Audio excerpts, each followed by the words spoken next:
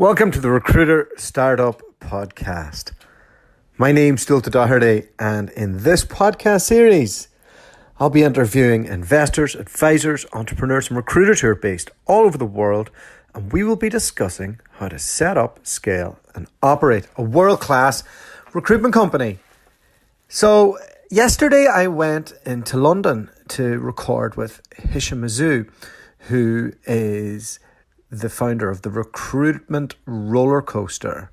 He works for Huxo Media and he's got an awesome podcast. And we had great crack. So we discussed how to set up a podcast, what kind of benefits you can get out of that, the kind of ROI that you can get on it as a recruiter. And we just had serious banter about life in recruitment and our experiences. And it was great to get in and catch up with the boys and see what their setup looks like, get a wee taste of London life, but, happy to get back to the village, and I hope you all enjoy it. It'll just cut straight into his intro, apologising for some sound difficulties, but it wasn't that bad, to be honest, and yeah, really happy with it, really enjoyed the day, and here is to another fabulous year ahead. So guys, just wanted to do this very quick message because I'll be honest, I had an absolute mare when recording this Christmas special, which I thought went really well. I thought I clicked the record button on the recording device. We've got the full video, which we've taken the audio from the video. And so the quality of audio may not be as great. It's my fault. Thought I pressed the button, I didn't. There's nothing worse than having a 50-minute conversation and realising that you didn't press the record button. But you should be able to hear it still okay. It's a great conversation. But yeah, just wanted to make this quick message. This is a recruitment podcast Christmas special.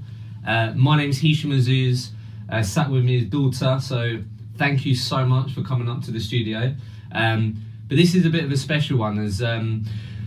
obviously, I host the Recruitment roller coaster. Dualta hosts the Recruiter startup podcast. Recruiter startup podcast. And I think what started this was someone put a post out there, didn't they?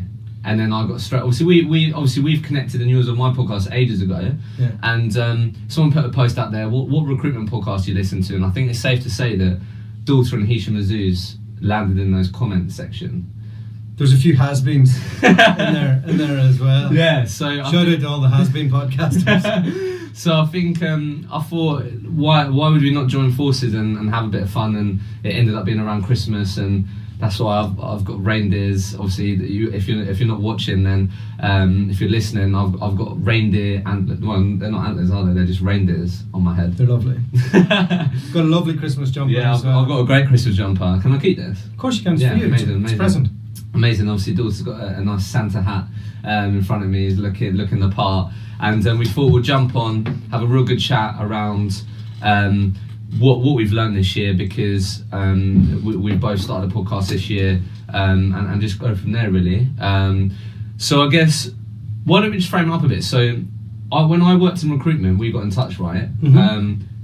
I had this idea of starting this podcast called the Recruitment roller coaster, just because I had a blog at that point, which you wrote on, actually, if you remember. Yeah.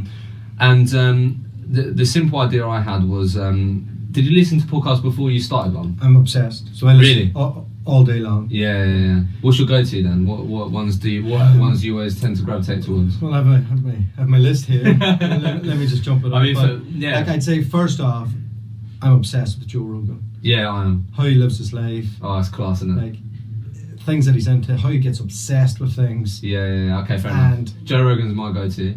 Then I'm into So obviously you got Gary Vee on there. I got Gary Vee in there.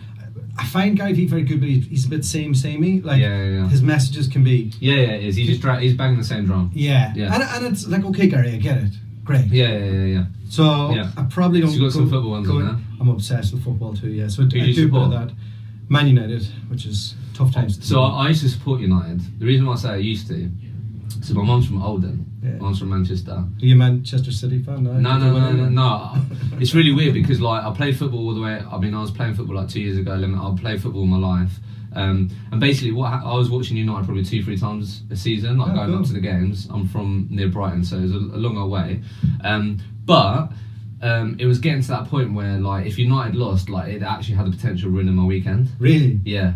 And I was like, I can't. No, I'm done. I can't get to that point. I don't want that to happen. You were living and breathing it. Yeah, I was living and breathing it, even though I was a southerner. And I don't know if do you watch Netflix, right? Yeah, Netflix, yeah. Stupid question, probably, yeah. I'm married with kids, not like I get but there's a documentary they released recently about Sunderland. Yeah. Have you seen it? No, I've just finished watching it. Have you seen the All for Nothing one? I saw a bit of it, yeah. Yeah. So I was just, I mean, when have you been able to go behind the scenes of a football club like that? So I find that fascinating. And I watched the Sunderland one recently, which is the complete polar opposite of the City one because they get relegated twice back to back. And I mean, obviously, there's so much in there about the fans, like these people in Sunderland who care about their team so much and are crying, and it literally is their weekend. And I just couldn't get to that point. So that's that.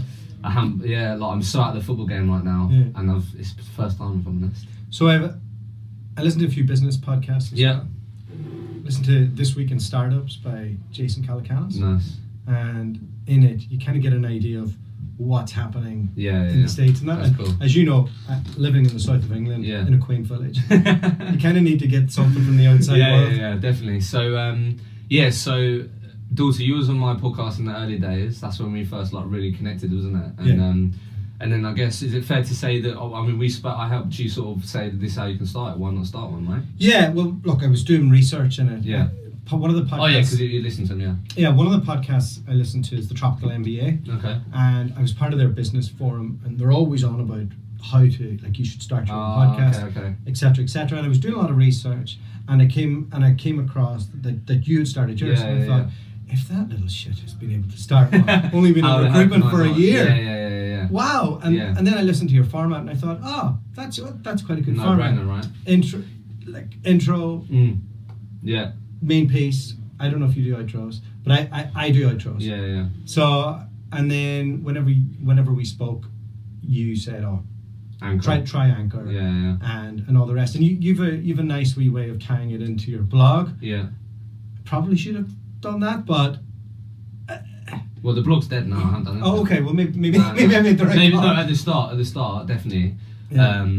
Well, okay, cool. So before we talk about our experience of starting one, and I think in 2019 there will be a lot more people like us who are thinking, why should I not be? What I should start one, right? So shout out to Dave Hume. Shout out, yeah. Again, he was someone that I had on ages ago as well. What has the podcast done for you as a recruiter, recruitment business owner this year, in a nutshell? Yeah, I suppose the first bit was my job was getting a bit samey. Okay. So, we'd have a conversation with a client, they tell us the exact same thing. Yeah. And then, we're talking to a recruiter and we're trying to tell them about the point of difference of the business. Yeah. And I just, as you know, you must have been approached by lots of recruiters. Yeah. Were they ever able to tell you? Well, obviously they weren't able to tell you anything different because you joined this job. Same, and it's the same spiel. More commission, good, forward-thinking business, all the normal stuff. So, my kind of aims were twofold. One, I wanted to get under the hood. Yes. Of how the best businesses work. Yes. But also, I wanted to figure out how the best solo operators work as well, and that's what I've kind of done. I've done a mixture of figuring out what the solo operators do and then getting under the hood of what the big businesses do, and ideally if it's one of the owners, because they're more comfortable to take you on a journey of the highs, the lows. I've had people on who've had $10 million search firms, $25 million search firms, probably even larger than that in Asia, but they're just like me and you. Yeah, exactly. And they made a series of good decisions at the right time in the right place. Yeah. And they had hard times and they had good times.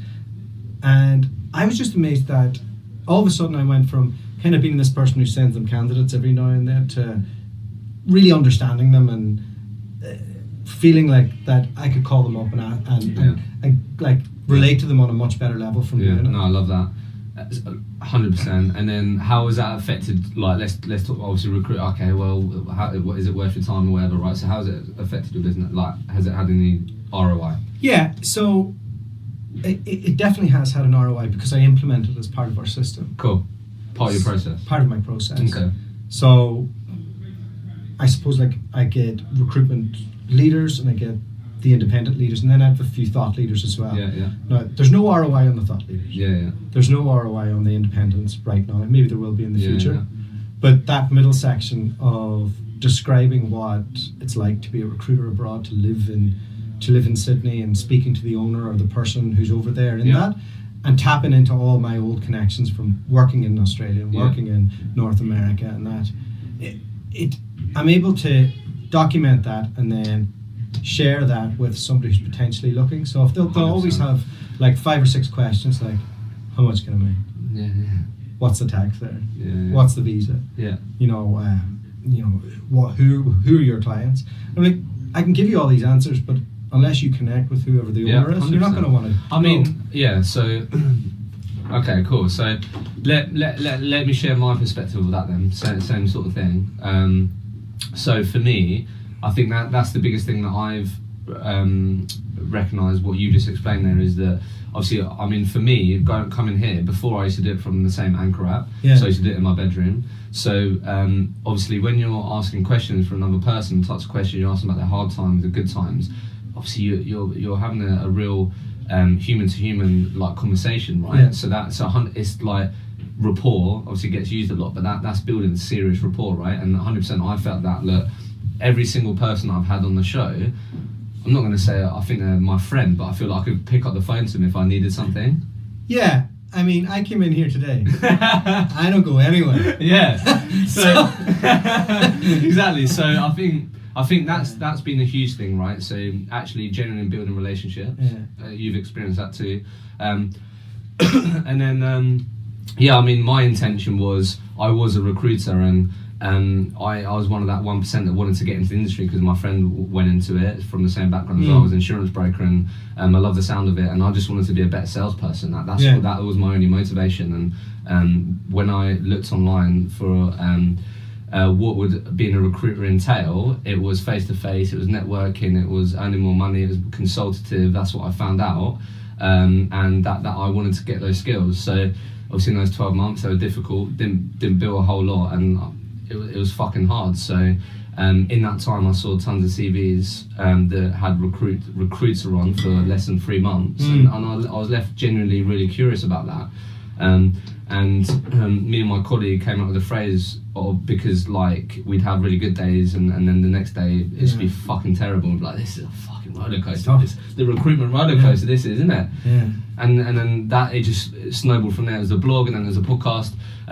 So that was my only intention. And obviously then, I guess... When did you start getting passionate about marketing? Yeah, so I was thinking about that, and I created my first video November 2017. Yeah. So probably for the last 3 years I've been listening to podcasts, so quite a while, right? And probably as I got into recruitment, and I'm all about self-development, I'm all about investing in myself, all that. That's my mindset. So I'll be honest, I started consuming a lot of Gary Vee's content. Yeah. Like, I know everyone just goes there, but he fucking impacts people. And I started listening to his content, and then I was just like, what else can I do to get hold of more people that I can help as a recruiter? Yeah.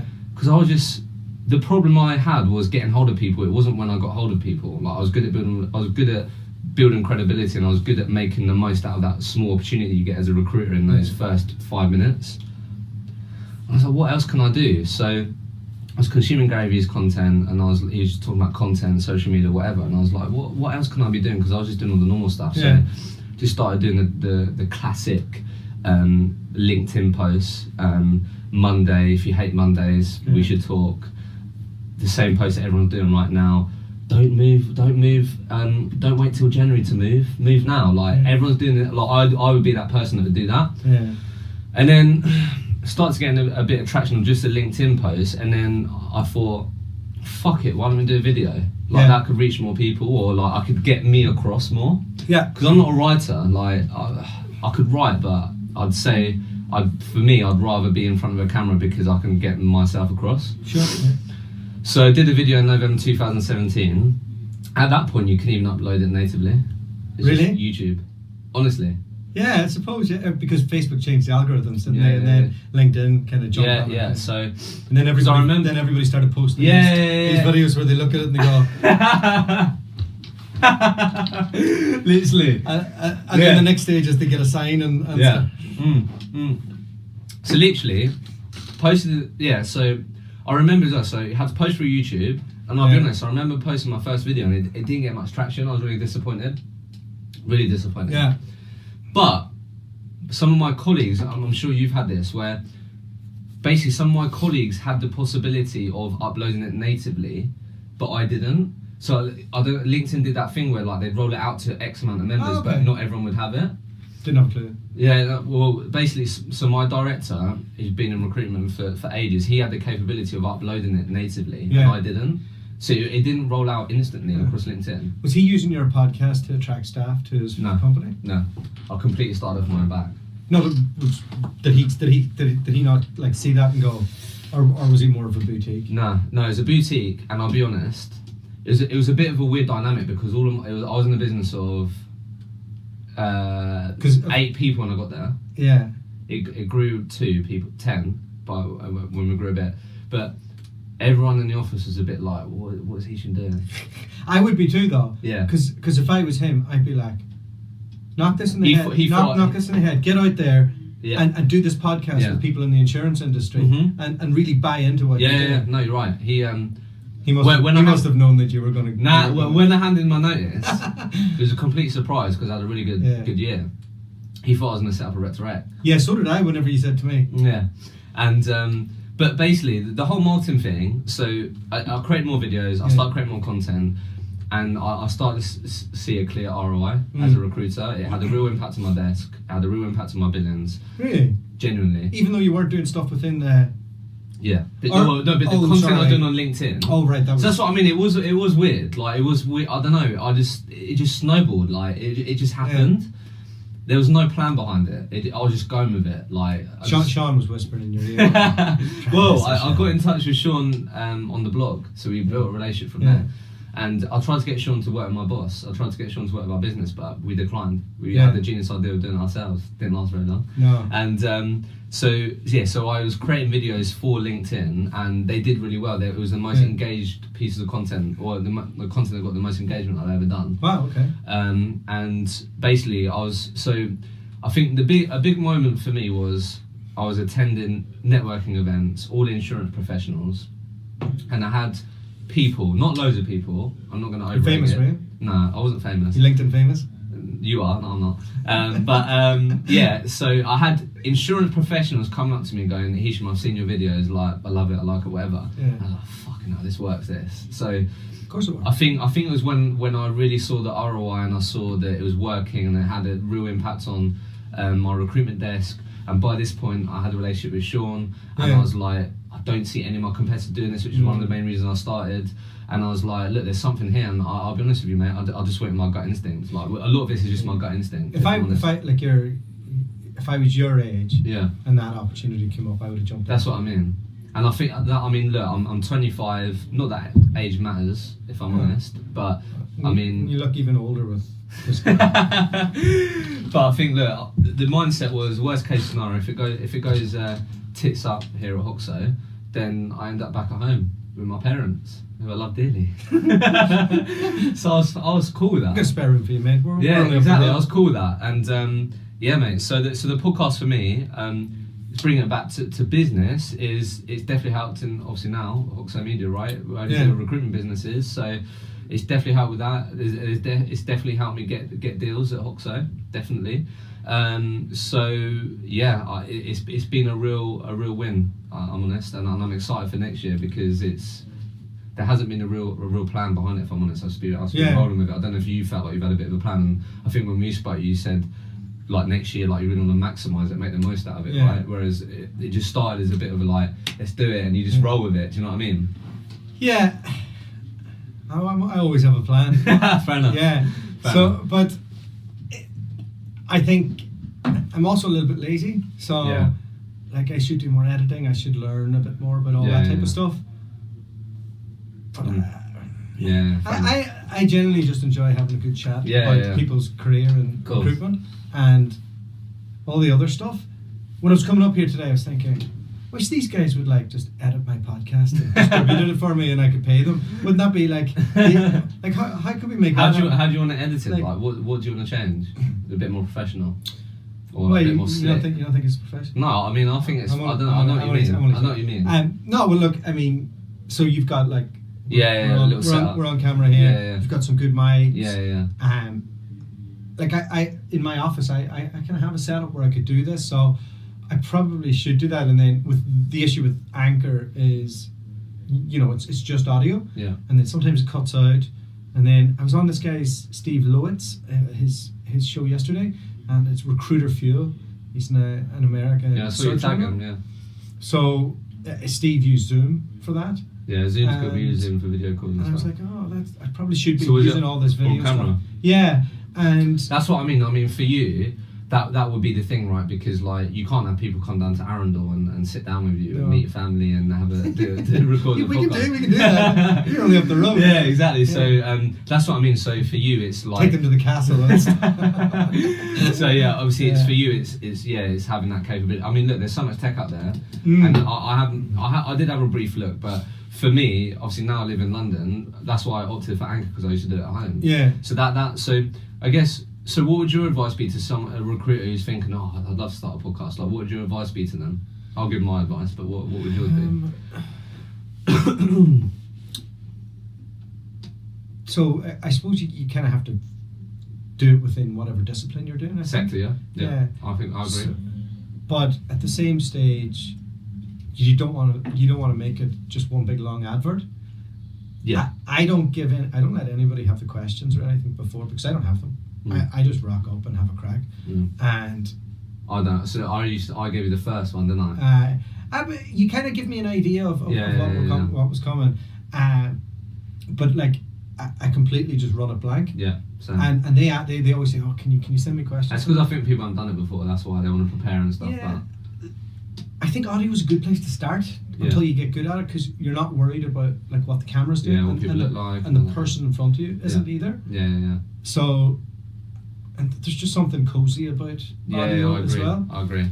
I think it's got to be in your sector. You can't be doing a podcast with someone if you're a recruiter with a client who's hiring to talk about why you should join them. I think it's what we've both done really. It's about understanding their journey and understanding what the vision is and look, at the end of the day, look, ask anyone, right? If you're in recruitment, you join a business because you connect with the people. You join a business because you connect to the I still remember Ryan Hathrow's socks when I came in, really? and the hot bird that came in and give me water and stuff. Yeah. When it was like I was sitting there in the last £20 I spent in Bali on a tailor-made suit, trying to get a visa to stay in Australia. Really? But you know, those things stay, and he came in. He was the picture of success. That's what I mean. And I thought, I'm up for that. How hard could this be? So that's what I mean. So like, I think, look, people, and look, if every recruiter out there will know that's why people take jobs, right? Obviously, look, everything else comes with it, higher salary, more holiday, whatever. But ultimately, what it comes down to is if that person thinks it's going to help them go to where they want, or help them get to a better position, or connect with the person, or whatever, right? So, I think my advice would be, don't. This isn't an audio job advert. This is big time. Yeah, this is creating valuable content. Ask difficult questions as well. Yeah. You know, bring them into deep water. Yeah, I like that. And I think it also ties in with, I know you said you don't. I mean, for you, it's not possible, but to like meet all your clients and all that. But a big selling point for recruiters is that they meet their clients, right, in their sectors.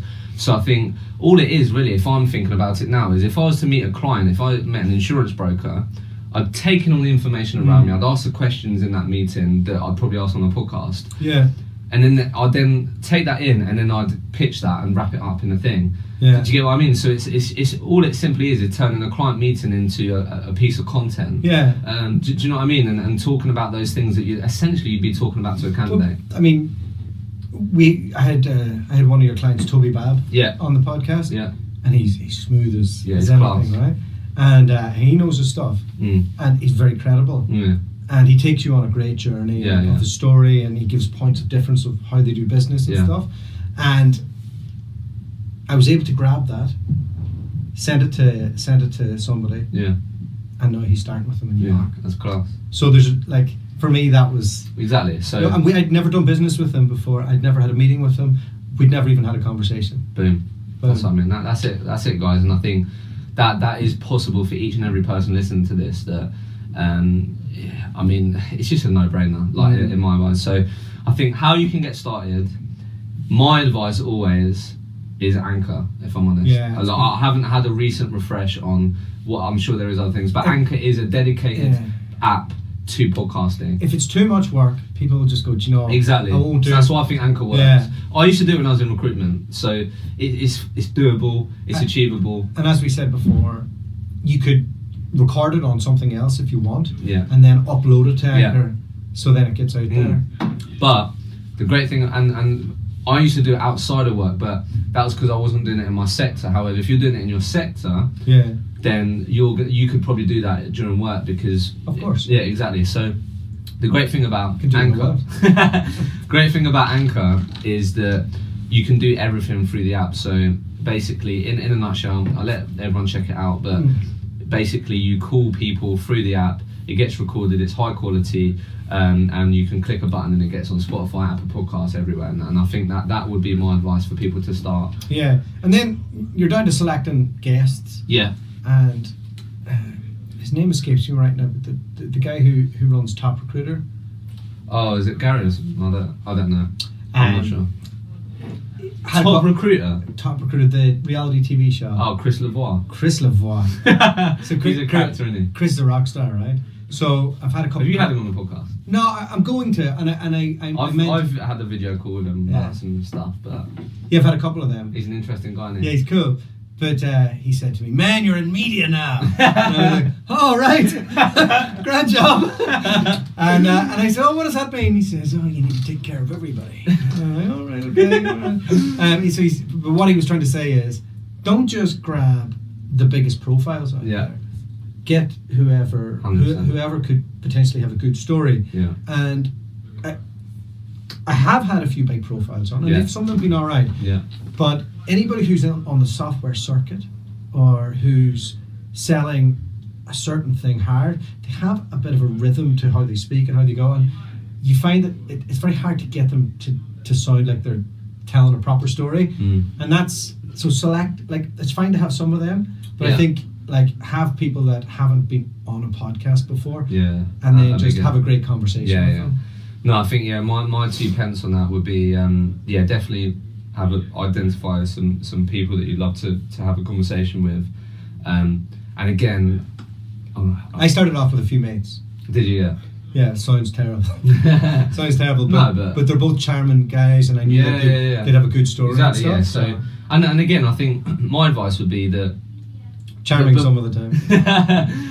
My advice would be that before you start it, feel it out with some of your clients, right? So just speak to your clients who you'd have a relationship with and say, look, thinking about doing this podcast, how do you feel about getting involved, blah, blah, blah. And then I think to be a bit smart with it, a piece of content, I think it was Gary Vee again, I know I mentioned him too many times already. I know, sorry. But basically he called it the high school party move. Right. It really resonated with me. This is when I first started the podcast. I was like, fucking genius. Okay. So basically what the high school party move is if you think about when you're back at school, and 1,000 years ago. Yeah, and you had your prom, and normally there'd be someone who would host that prom after party of some sort. And basically what the high school party move is that person who may not be that popular, bit of a gimp, bit nerdy, but is throwing a prom after party. His parents are out and he's up for it, right? What does that do to that person? Completely elevates them to being popular. Yeah. Everyone wants to speak to them, whatever, right?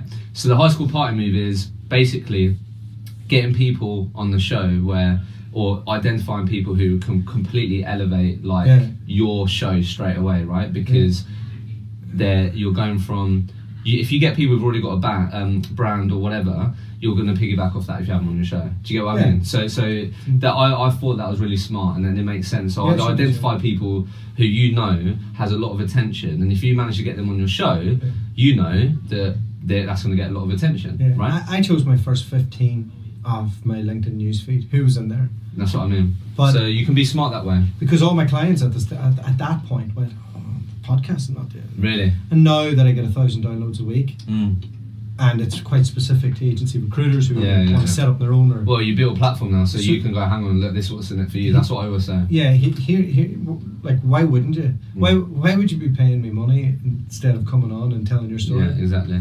And I think, again, and then that's a great thing for recruiters, when you build it and you get to that point, you can then target client. You can target people that you want to work with, right? You can say, instead of business development saying, hey, Mr. Client, have you got any jobs? It's, hey, Mr. Client, I want to stroke your ego and I want you to come on my podcast show.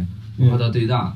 Well, actually, let me tell you what's in it for you. Well, I get 500 downloads a month or 500 downloads a week, whatever it is, of SaaS salespeople. Oh, great, okay.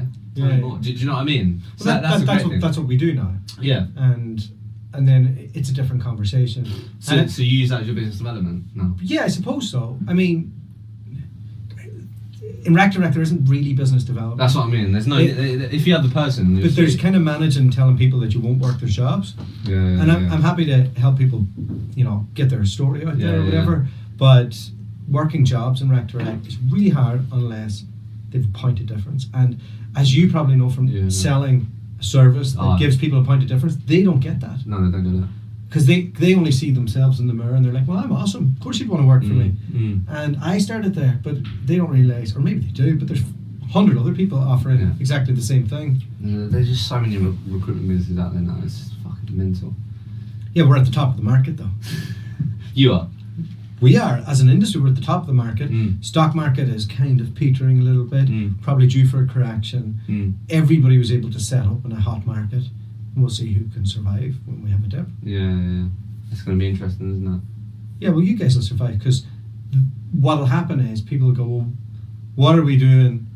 What can we do that'll make a difference? And you have positioned yourselves as the recruitment marketing people. I don't know anybody else who does what you do now. So... What was that? I don't know anybody else who's kind of put themselves out there as the recruitment agency, recruitment marketing people. Yeah, that's fair enough. So I guess, how's 2018 been for you, mate?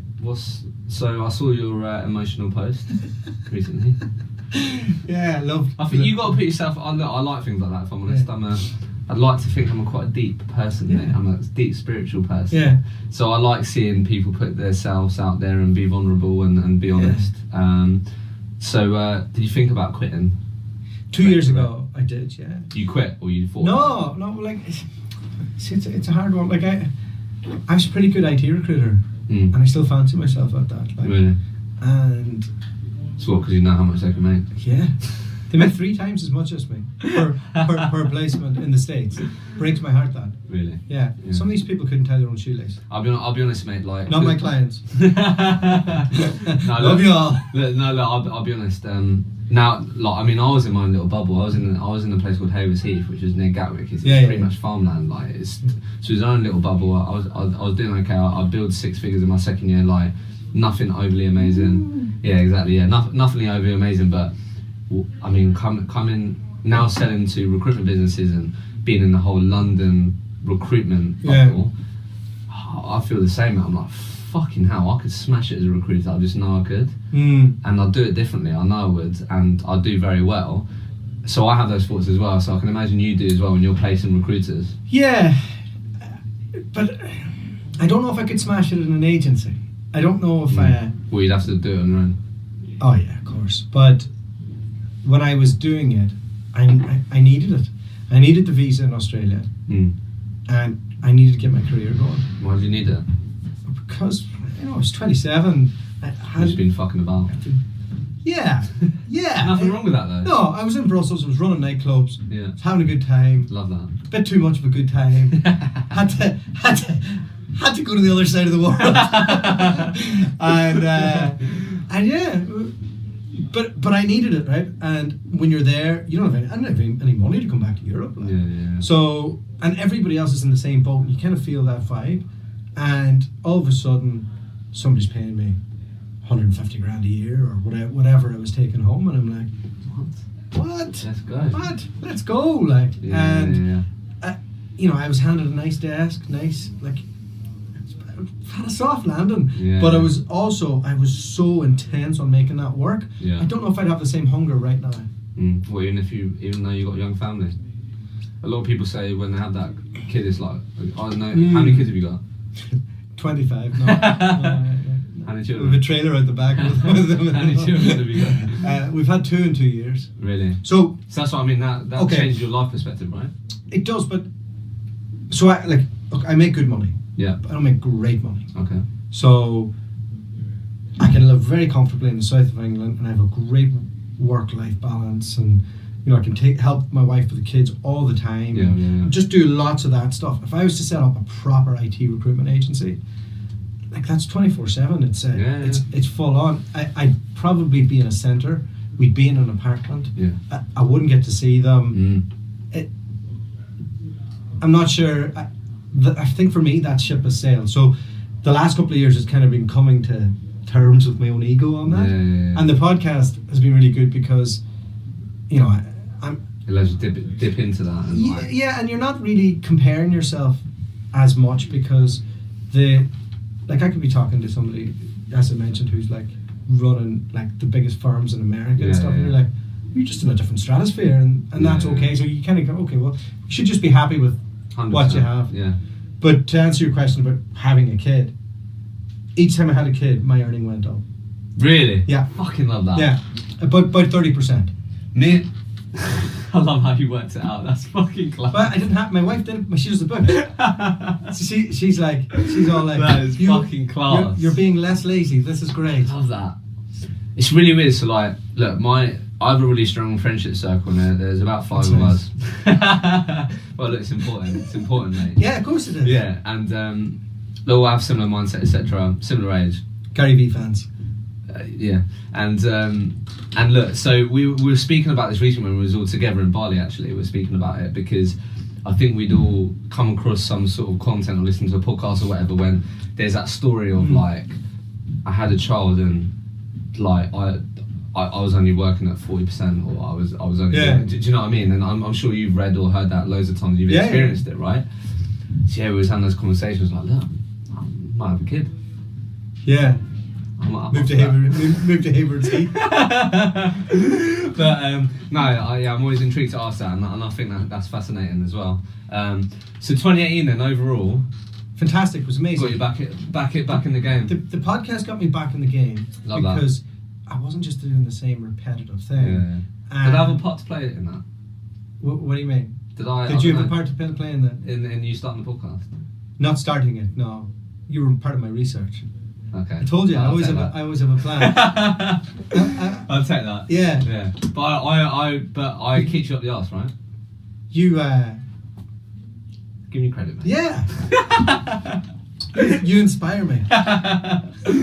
No, honestly, I'm really pleased for you, mate. Like, generally, looking from afar, I think you've done really well. Like, smashing me out the water if we're being competitive.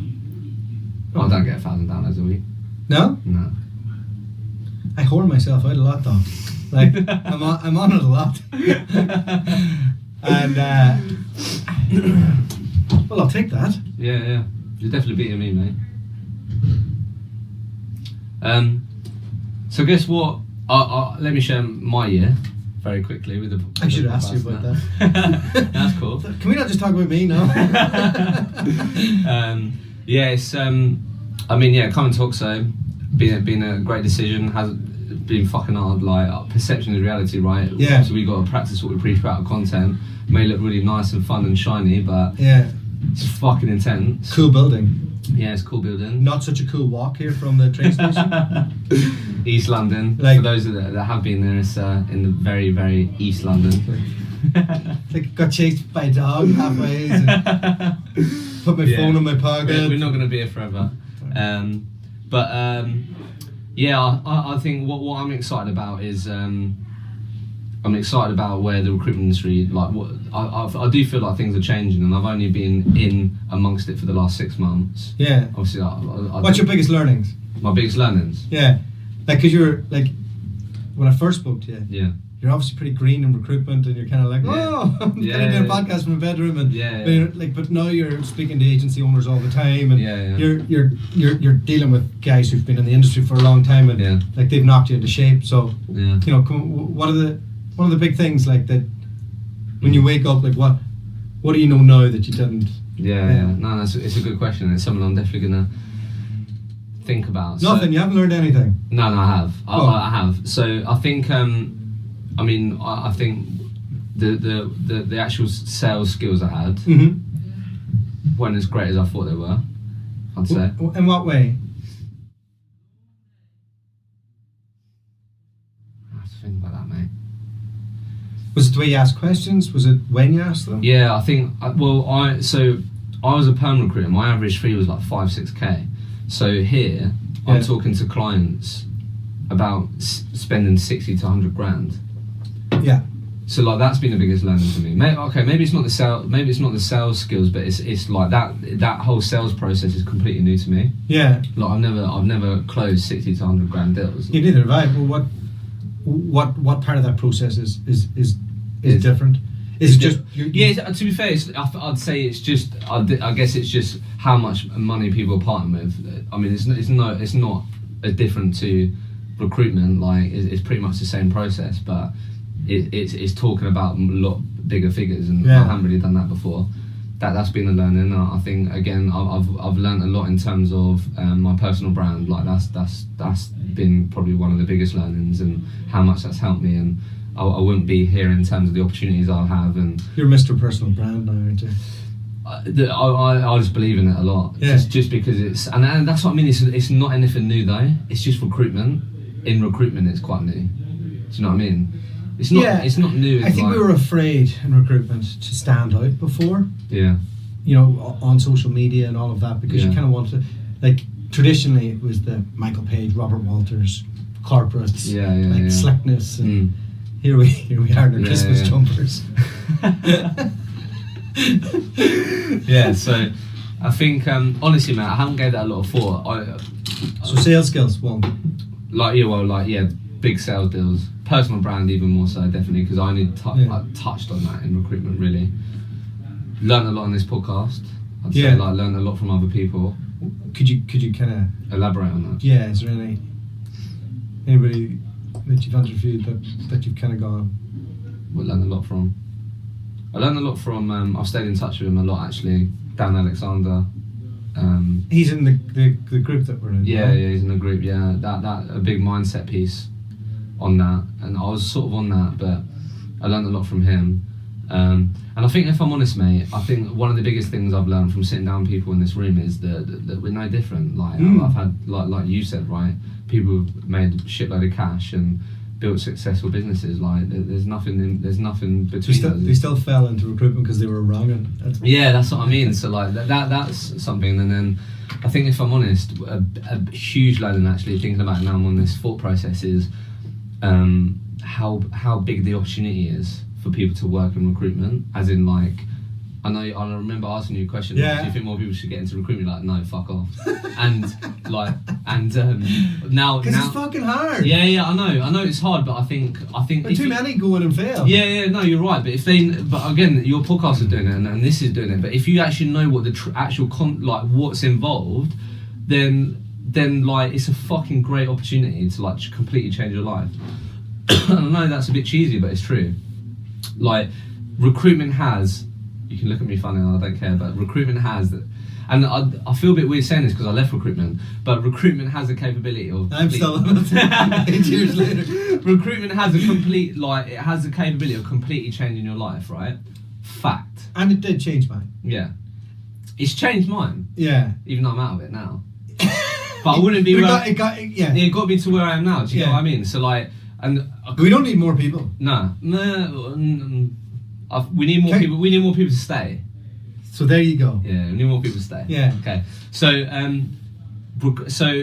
that's been a big... So like... We got loads of data recently that... I'm shit at remembering numbers and that, but... in London, so there's 30,000 recruitment agencies in the UK. Okay, I'm pretty sure that's fact. Like, I'm pretty sure that's right. Okay. 29,000. Yeah, I'm just going to say 30. We'll roll with it. I'm pretty sure that's accurate. And from this report we got recently, I'll show you after. Yeah, no worries. And 30. Okay, so fuck the number then. But 30. This is definitely right. 30% of the UK recruitment industry resides in London. 30%. Yeah. I wonder what other percentage recruits from outside of London into London. Oh, right, okay, yeah, that's interesting. That's interesting. Yeah. I'd say it's probably 50. If you take it all out. But so moving to London and being in this whole recruitment, like there's, and I'm pretty sure the number's like 8,000 to 9,000 recruitment agencies in London alone. It's fucking mental. That is mental. And I was so being in this whole bubble, I've learned like Jesus Christ, like there's some serious potential to like make an impact, earn money, make a difference, and all that. So when you're dealing with these agencies, what's their biggest objection to? Biggest objection? Yeah. ROI, clear ROI. And can we not show them that with data now? Like. Yeah, with the right systems, Yeah.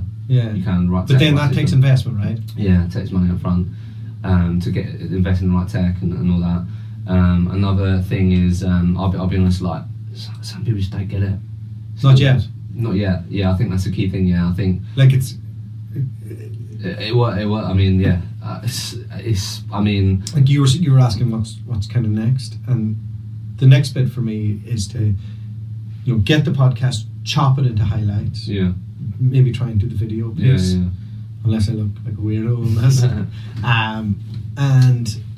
And then get the distribution of it right. Yeah.